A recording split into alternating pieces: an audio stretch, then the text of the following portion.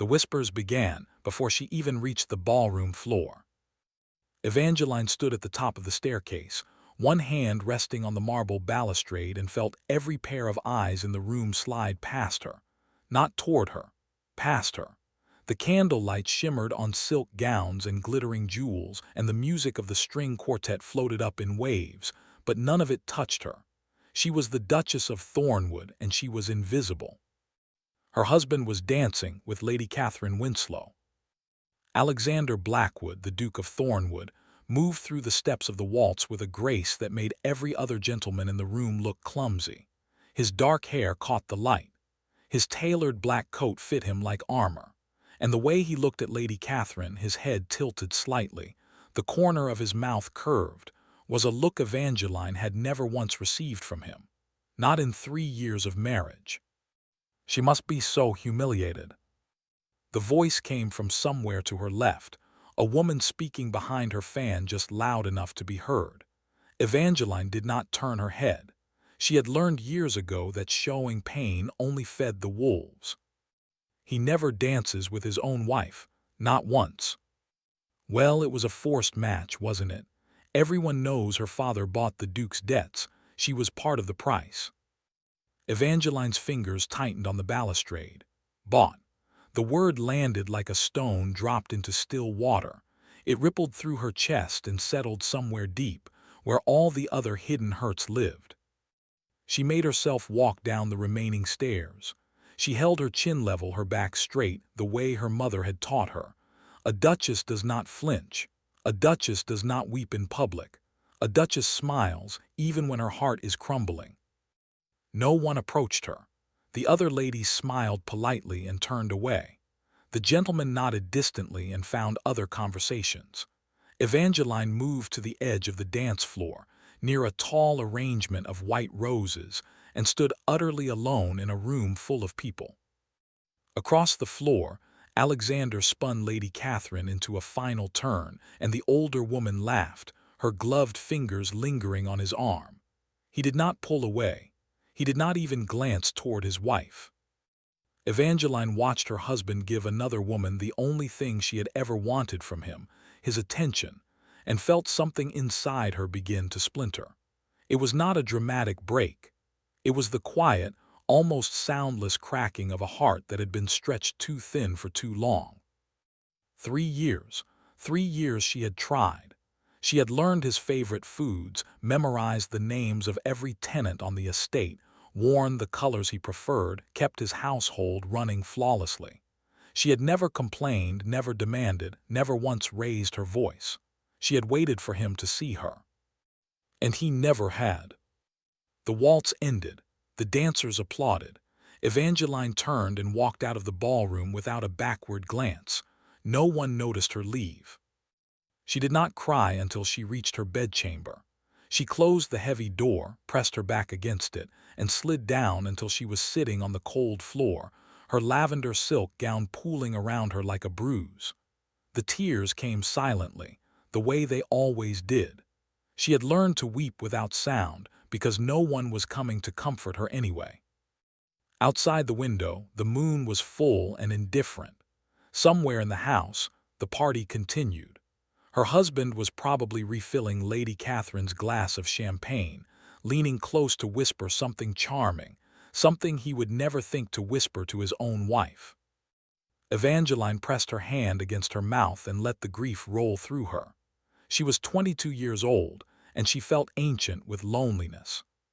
She had married Alexander Blackwood believing that love could grow from duty. She had been wrong. The next morning dawned gray and damp, a thin fog clinging to the grounds of Thornwood Hall. Evangeline woke with a raw throat and a heaviness in her limbs that went deeper than exhaustion. She dressed without ringing for her maid, choosing a simple gray morning gown, and went down to breakfast. Alexander was already at the table, reading a newspaper. He did not look up when she entered. A footman pulled out her chair, and she sat, the distance between them at the long mahogany table feeling like miles. "Good morning," she said quietly.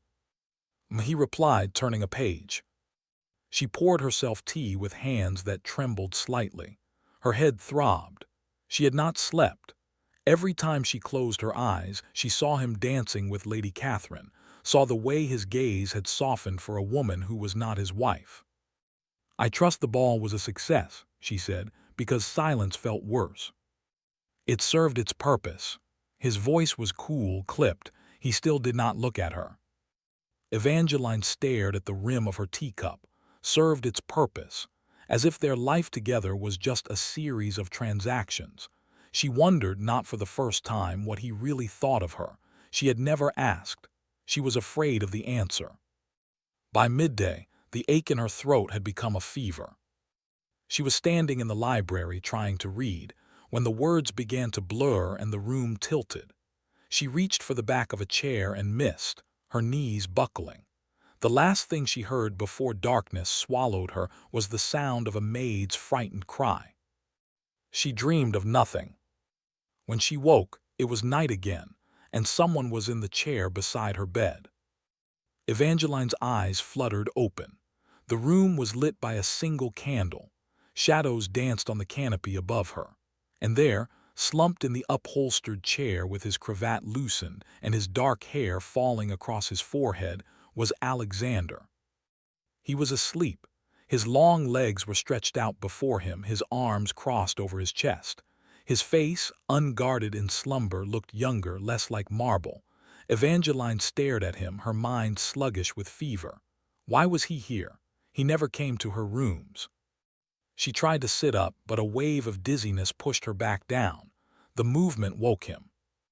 Alexander's eyes opened, and for one unguarded moment she saw something raw flicker in their gray depths. Concern. Real, unmistakable concern. He leaned forward quickly. "You're awake," he said. His voice was hoarse. "The physician said the fever broke an hour ago. You've been ill for 2 days." 2 days, she swallowed, her throat burning. I did not know." "You collapsed in the library." He reached for a glass of water on the bedside table and held it to her lips. His fingers brushed her cheek, and the touch was so unexpected, so gentle, that tears pricked at her eyes. "Drink."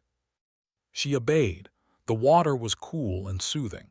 When she finished, he set the glass aside but did not immediately pull away. His gaze searched her face as if memorizing it. "You frightened the staff," he said, a roughness in his tone that might have been anger or might have been something else. "You should have told someone you were unwell." "I did not want to be a bother." The words came out smaller than she intended.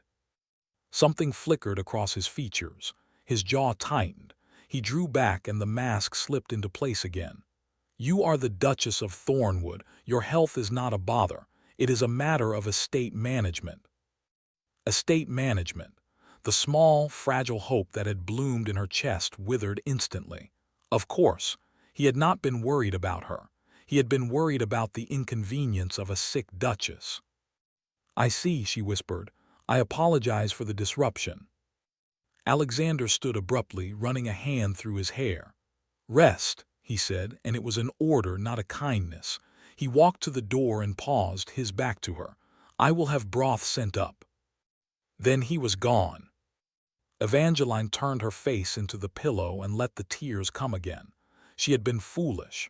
One moment of tired worry did not change anything. He was still the same distant stranger she had married. For the next 2 weeks, she recovered slowly. Alexander did not visit her again. Mrs. Haverford, the housekeeper, told her that the Duke had stayed by her bedside the entire first night, but Evangeline could not reconcile that image with the man who had spoken to her so coldly. She decided it must have been duty. Only duty. The spring slowly gave way to summer, and something shifted inside Evangeline. It was not a dramatic decision. It was more like a slow turning, the way a leaf gradually changes color. She stopped waiting. She stopped lingering in the hallways, hopping to encounter him. She stopped dressing for dinners he rarely attended. She stopped searching his face for signs of warmth. She stopped loving him actively and began simply existing beside him. It was the most painful freedom she had ever known. She threw herself into the one thing that had always given her purpose, helping others. Thornwood's village was small but struggling. Many of the tenant families had children who could not read or write. The local school had closed years ago when the old teacher died. Evangeline had mentioned it once to Alexander early in their marriage, and he had dismissed the idea with a wave of his hand. Charity projects are your domain if you wish. I have no interest. Now she did not ask for his interest. She simply began. She found an abandoned cottage on the edge of the estate, a little stone building with a sagging roof and empty windows. It sat beside a stream, surrounded by overgrown hedgerows. Evangeline stood in the doorway one bright morning, breathing in the scent of wild thyme, and felt a flicker of something she had almost forgotten. Hope. Not hope for his love, hope for her own life. She hired workmen with her own small allowance. She scrubbed floors herself, ignoring the shocked looks of her maid. She ordered slates and chalk, primers and storybooks. She visited every cottage in the village, speaking gently to tired mothers and hesitant fathers, promising that their children would be taught without cost. At first they were wary. A duchess teaching their children, it was unheard of. But Evangeline's quiet persistence and genuine warmth slowly won them over. Within a month, the little school was filled every morning with a dozen children, their faces scrubbed and eager. Evangeline taught them letters and numbers, read them stories, and listened to their small worries with a patience that surprised even herself. She wore simple cotton dresses and tied her hair back with a ribbon. Her hands grew calloused from carrying water and mending torn pages. She had never been happier. Alexander noticed her absence slowly, the way one notices a painting that has been slightly moved. Something is different, but it takes time to recognize what. At first, it was only small things. She was no longer at the breakfast table when he came down.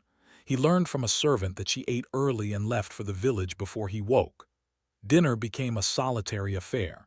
She often sent word that she would take a tray in her room. The household ran perfectly, as it always had, but the faint, unobtrusive presence of his wife was fatting. He told himself he was relieved. No more polite questions, no more hopeful glances that made him feel vaguely guilty. He could read his newspapers in peace. But the house felt larger, quieter, colder. One afternoon, he returned from a ride to find the entrance hall empty of her usual small touches. No vase of fresh flowers, no book left on the side table with a ribbon marking her place. He stood in the silent hall and felt an unfamiliar ache, like a draft seeping through a closed door. "Where is her Grace?" he asked the butler. "At the village school, Your Grace. She is there most days until evening." Alexander frowned. The school. He had heard whispers from the servants, something about a cottage and children. He had not paid attention. Now curiosity stirred, unwelcome but persistent. He did not go to find her. He was too proud for that. But he began to listen. He heard the housekeeper praising the Duchess's kindness. He overheard a footman saying the children adored her. He saw, from the window of his study, a cart arrive one day filled with small desks, and he watched as his wife personally helped unload them, her hair coming loose in the breeze, her face flushed and alive. Something twisted in his chest. He did not know what it was. The first crack in his indifference came on a Sunday afternoon in late July. The weather was fine, and Alexander had walked to the village to speak with his steward about a drainage issue on the east fields. As he passed the old stone cottage by the stream, he heard laughter. Children's laughter, bright and bubbling. And beneath it, a woman's voice, warm with amusement. He stopped. Through the open window, he saw Evangeline sitting on a low stool, a little girl on her lap, a book open before them. Her head was bent, her hair catching the sunlight like spun gold. She was smiling, a real smile, wide and unguarded, the kind he had never seen her wear at Thornwood Hall. She looked younger. She looked beautiful. Beside her, leaning over the book, stood a man Alexander did not recognize. He was tall, with sandy hair and a kind face. He wore the plain clothes of a working gentleman, and he was laughing at something Evangeline said. His hand rested on the back of her chair, his posture easy and familiar. Jealousy hit Alexander like a physical blow. It came out of nowhere, hot and sharp and utterly irrational. He stood frozen in the lane, his hands curling into fists at his sides, and watched his wife smile up at another man. The same smile she had once offered him, patiently, hopefully, for 3 long years. A smile he had never returned. He turned on his heel and walked away before anyone saw him. His heart was pounding. His mind was a storm of confusion and anger.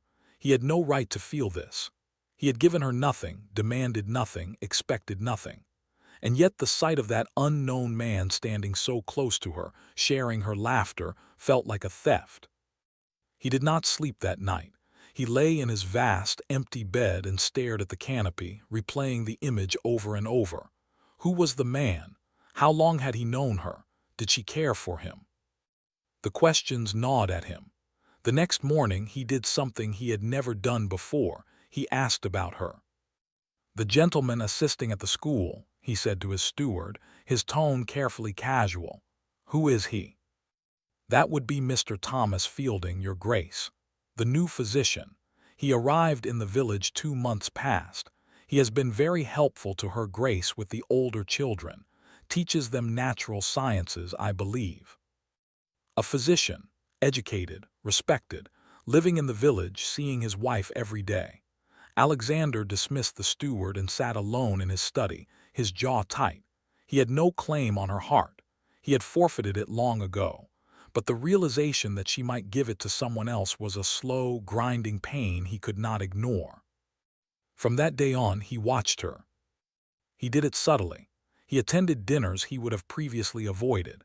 He found reasons to be in parts of the house she frequented. He listened to the way she spoke to the servants, gentle, always gentle. He noticed the new confidence in her posture, the quiet authority she had grown in his absence. She no longer looked at him with that old, painful hope. Her gaze, when it met his, was polite but distant. She had stopped reaching for him. He had never felt so alone. The shift came to a head at a dinner party in late August. It was a small affair, only a dozen guests, but Lady Catherine Winslow was among them. Alexander had not invited her. She had accompanied a neighbor. When he saw her enter the drawing room, his first instinct was to glance at Evangeline. His wife stood near the fireplace, speaking with an elderly baroness. If the sight of Lady Catherine pained her, she did not show it. Her expression was serene. She inclined her head graciously when the widow greeted her. There was no jealousy in her eyes, no hurt, only calm. Alexander felt a strange disappointment. He wanted her to care. He wanted some sign that she still felt something for him, even if it was pain. Dinner was a quiet torture. Lady Catherine, seated near the Duke, attempted her usual flirtations, light touches on his arm, whispered comments, lingering glances. Alexander responded with mechanical politeness, but his attention kept drifting to the other end of the table, where Evangeline was in quiet conversation with the elderly baroness. She did not look at him once. After the meal, the ladies withdrew to the drawing room while the gentlemen lingered over port. When Alexander finally entered the drawing room, he found Lady Catherine standing close to Evangeline, a sharp smile on her painted lips. "We are all so impressed by your little school, Duchess," Lady Catherine was saying, her voice carrying through the room. "How quaint to play at teaching. I suppose it gives you something to do, since your husband has so many demands on his time elsewhere." The room went quiet. Evangeline's face paled, but her voice remained steady. "The children learn quickly, Lady Catherine. It is a great joy to watch them grow." "I'm sure it is." Lady Catherine's smile widened. "And the handsome doctor who assists you, he must be a great comfort as well." The implication hung in the air, venomous and clear. Several ladies tittered nervously behind their fans. Evangeline's cheeks flushed, but before she could respond, a cold voice cut through the room. "Enough." Alexander stepped forward, his expression hard as granite. The room fell utterly silent. He positioned himself beside his wife, not touching her, but close enough that the message was unmistakable. "Lady Catherine." he said, his tone icy. "You will not speak to my Duchess with such disrespect. Not in my home." The widow's face went slack with shock. "Your Grace, I only meant—" "I know precisely what you meant." His gray eyes were flint. "And you will leave now." Lady Catherine's mouth opened and closed. For a moment, she looked as though she might argue, but something in Alexander's face made her think better of it. She gathered her shawl with trembling hands and swept from the room, her heels clicking a furious rhythm on the floor. The other guests busied themselves with sudden, intense conversations. Alexander turned to Evangeline. She was staring at him, her lips parted, her eyes wide with astonishment. "Are you all right?" he asked quietly. She nodded slowly. "You did not have to do that." "Yes, I did." He held her gaze for a long moment, and something passed between them, a fragile, tentative thread of something that had not been there before. Then Evangeline dropped her eyes and stepped back. "Thank you," she said, and her voice was polite again, distant. "If you will excuse me, I am rather tired." She left the drawing room and Alexander watched her go. The thread snapped. He had defended her and she had acknowledged it with the same cool courtesy she would offer a stranger. He had expected gratitude, perhaps even warmth. Instead, she had retreated further. He realized with a sinking feeling that her polite distance was far worse than her old, hopeful advances. He could reject hope. He could not reach distance. That night he found himself walking the dark hallways of Thornwood Hall like a ghost. His feet carried him to the east wing where her bedchamber was. He stood outside her door for a long time, his hand raised to knock, but he did not. What could he say? He had 3 years of silence to explain. Words felt too small. The autumn brought rain, and the first real crisis. It had been raining for 3 days straight. The stream beside the school cottage swelled into a muddy torrent. Evangeline, worried about the building, went to check on it despite the weather. She found water seeping under the door and the roof leaking in 2 places. The children had been sent home, but she stayed, trying to move books and slates to higher ground.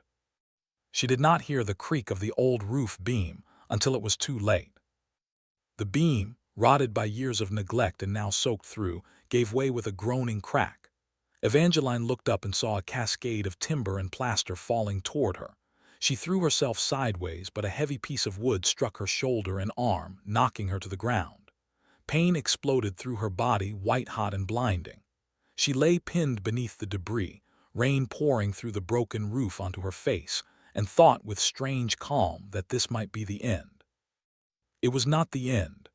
Thomas Fielding found her an hour later, drawn by the sound of the collapse. He pulled her free, his kind face tight with worry, and sent a boy racing to the hall for help. Alexander arrived on horseback, riding through the storm as if the devil were at his heels. He flung himself from the saddle before the horse had fully stopped, his coat whipping in the wind, and strode into the wrecked cottage. When he saw Evangeline, pale and bleeding, cradled in the doctor's arms, something inside him cracked wide open. "Give her to me," he said, and his voice was raw. Thomas Fielding hesitated.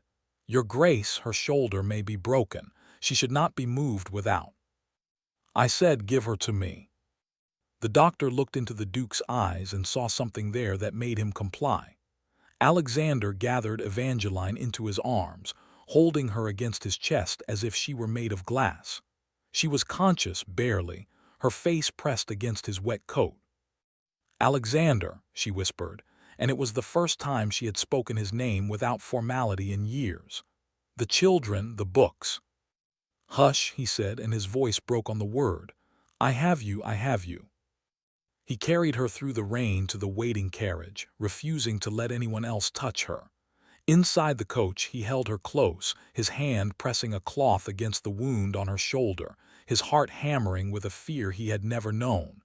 He could not lose her. He could not. The thought was a prayer, a plea, a frantic repetition in his mind. At Thornwood Hall, the physician from the nearest town was summoned. Evangeline's shoulder was not broken, but it was badly bruised and strained. She had lost blood from a gash on her arm, and the shock had left her weak. She was put to bed, dosed with laudanum, and told to rest for a fortnight. Alexander did not leave her side for the first 2 days. He sat in the chair by her bed, the same chair from months ago, and watched her breathe. He ate little, slept less. The household staff exchanged astonished glances. The Duke, who had ignored his wife for years, was now a man possessed by fear. On the third evening, Evangeline woke fully. The fog of pain and medicine lifted, and she found him beside her, his head bowed, his hands clasped in his lap. He looked older. There were shadows under his eyes and a tremor in his hands. "You should rest," she said softly. His head came up. He stared at her, and the mask, the cold, impenetrable mask he had worn for so long, was gone. In its place was a man stripped bare. "I cannot," he said. "I cannot rest while you are in pain." She studied his face, searching for the duty, the obligation, the estate management. She did not find it. What she saw instead frightened her more than the falling beam had. "Why are you here?" she asked, truly. He opened his mouth, then closed it. The silence stretched. Finally he spoke, his voice low and rough. "Because the thought of losing you is more than I can bear." Evangeline's heart stuttered. She wanted to believe him, but 3 years of emptiness had taught her to be cautious. "You have lost me already," she said, and it was not an accusation. It was a simple, sad truth. "You lost me a long time ago. I only stopped waiting for you to find me." Alexander flinched as if she had struck him. He leaned forward, bracing his elbows on his knees, and pressed the heels of his hands against his eyes. When he spoke again, his voice was muffled. I know what I have done." "Do you?" Her voice was gentle, but it carried the weight of every lonely night. "I loved you, Alexander. From the day we married, I loved you. I would have spent my whole life trying to make you happy if you had only let me. But you never let me. You looked at me like I was a chain around your neck." He lifted his head, and his eyes were wet.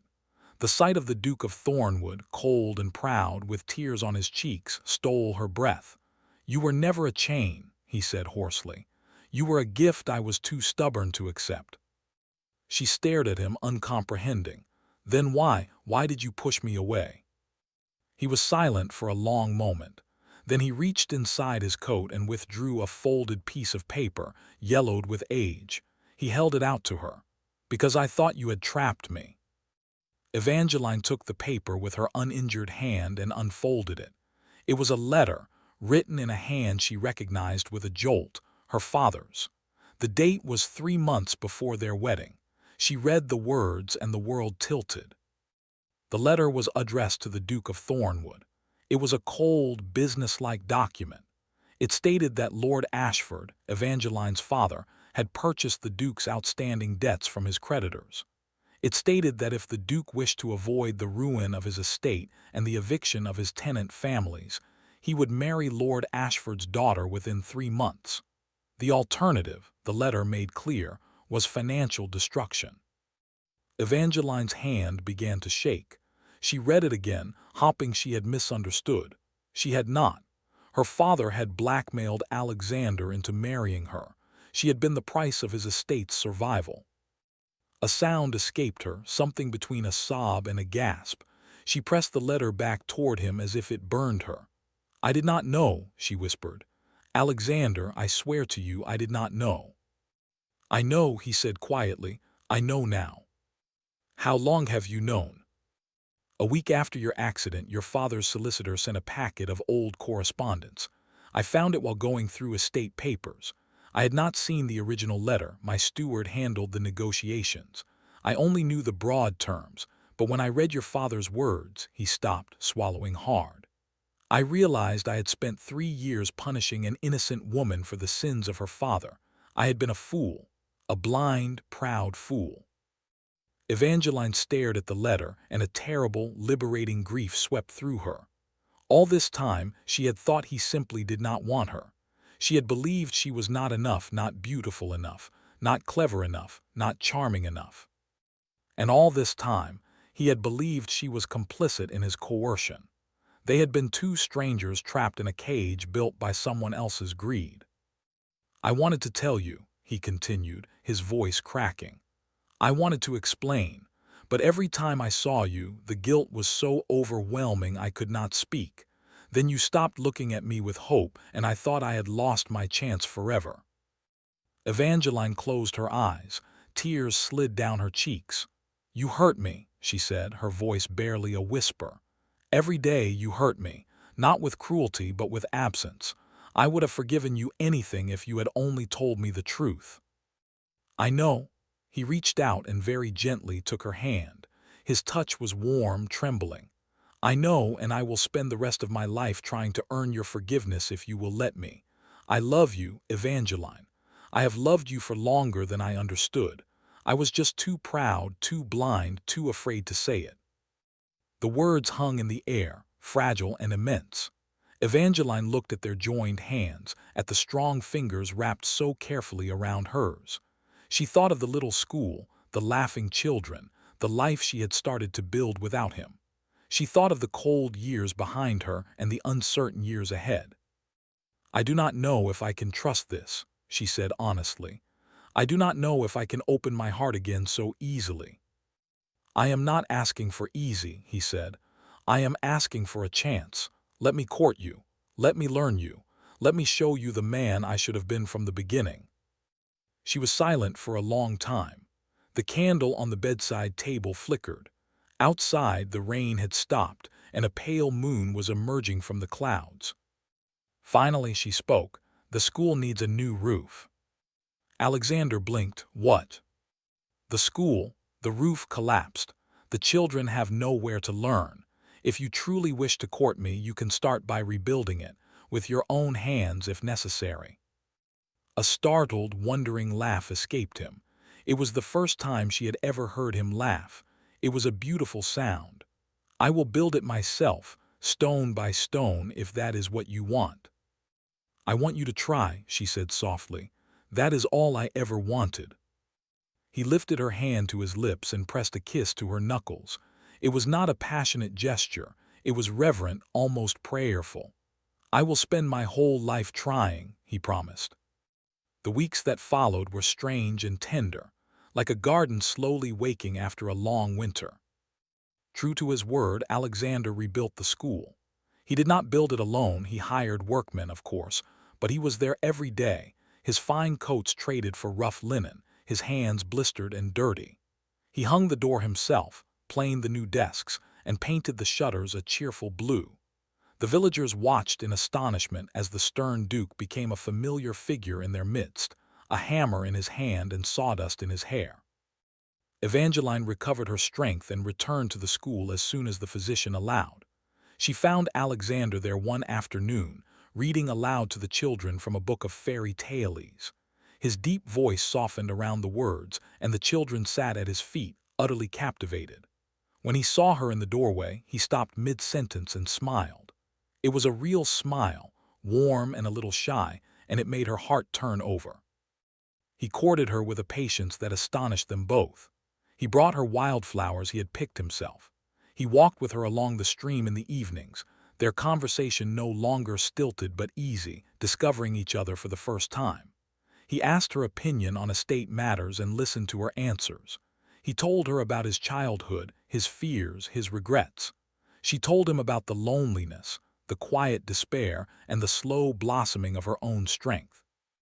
One evening, as autumn leaves drifted down around them, he stopped her on the garden path. The last light of sunset gilded the hall behind them. "I have something to tell you," he said, and his voice was serious.